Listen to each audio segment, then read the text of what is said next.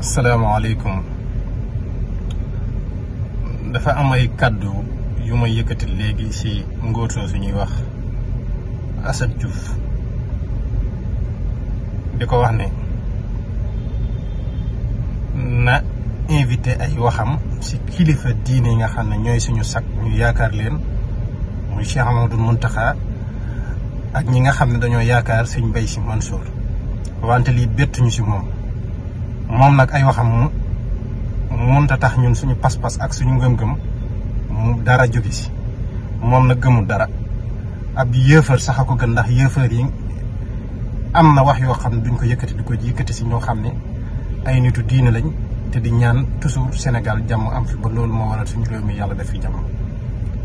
wante bettuñu ci ngóor soosu muy Assane Diouf, ndax la muy tox ak la muy jëfandikoo moo tax toujours day dàqali ko xelam ba ñi nga xam ne ñoom ñoo ko yónni muy Ousmane Sonko la muy jëfandikoo moom lay jox Ousmane Sonko mu koy jëfandikoo, te Ousmane Sonko moo ko yónni may wax taalibe yi ñi nga xam ne ñoom laa bokkali ñu yaakaar Serigne Touba ñu jël seen matuwaay yi si ngóor soosu ñuy wax Ousmane Sonko, ndax trop c'est trop. yow Ousmane Sonko ak ñi nga àndal suñu pas-pas te kiñ yaakaar muy Serigne Mountakha ak ñi nga xam ne dañoo yaakaar Sëñ Mbaye Sy Mansour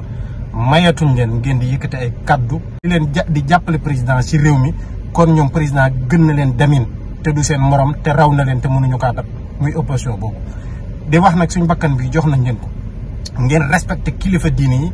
ndax ñun moom lañ am, ñoom lañ yaakaar. te yéen Ousmane Sonko lépp li ngeen xam ne kilifa diine yi ñaan lañ leen ko di ngeen kaa bañ sànni ko fële. mooy ñi nga xam ne manifeste bi amoon na fi jamono yële am ñu fi faatu, Sëñ Mountakha ñaan la ne la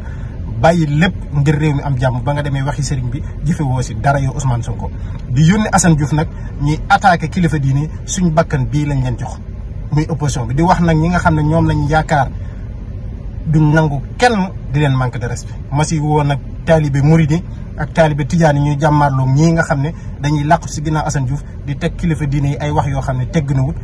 ñaaw na te kenn rafetlu wu ko. loolu laa amoon lu may déclaré di sant ñëpp di woo ñëpp na ñu fas yéene jàmmaarloog ñoom Ousmane Sonko ak ñoom Barthélémy Dias di wax ci Alxuraan loo xam ne du dëgg du yoon. fas yéene jàmmaarloog yéen jox leen suñu bakkan bi, ndax doo leen dara te mënoo leen a yàq réew mi incha allah rabbi.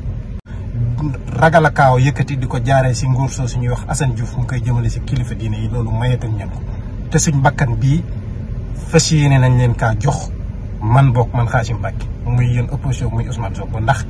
xamadi weesuwut ngeen di yëkkati ay kàddu di koy yónni Assane Diouf mu koy wax kilifa diine yi nga xam ne ñoom lañ yaakaar muy Cheikh Amadou Mountakha ak Sëñ Mbaye Sy Mansour mi nga xam ne Tidiane yi ñoom lañ yaakaar. di wax ne Barthélémy Dias moom it wax na loo xam ne ñoo ngi koy wax di ko artu. ñun suñu pas-pas ak suñu ngëm-ngëm mooy Alxuraanu Karim. ba Papa Ngagne Ndiaye na ko nañ ñaan ci réew mi jàmm te jàng Alxuraanu Karim dana ko Alxuraanu Karim mënta saafara réew mi am jàmm. loolu moom muy wax du dëgg te dara amu si. moom nag bu fekkee dafa am lu mu gëm moom la concerne na bàyyi suñu ngëm-ngëm muy Alxuraanul Karim te mooy téere bi nga xam ne moo gën bépp téere bu wàcc ci ko suuf. te ñun xam nañ ci dara te doyloo nañ ko te mooy suñu pas-pas mooy suñu wéeruwaay te buñ jaaxlee si Alxuraanul Karim la ñuy dellu. di leen xamal nag ñoom opposition bi mayatuñ leen ñuy dugg si kilifa diine yi nga xam ne ñooy suñu sag di leen wax yoo xam ne ñemewuñ kaa yëkkati ñoom waaye dañuy làqu si ginnaaw ngóor soosu muy Assane Diouf mu leen koy wax loolu. lii nag mooy wane ne ñoom président Macky Sall moo leen gën demin, ndax kilifa diine yi jox na leen warma def leen kilifa te di leen jàppale si li nga xam ne mooy l'islam gi nga xam ne moom lañ ŋàbb seen kër waajur yi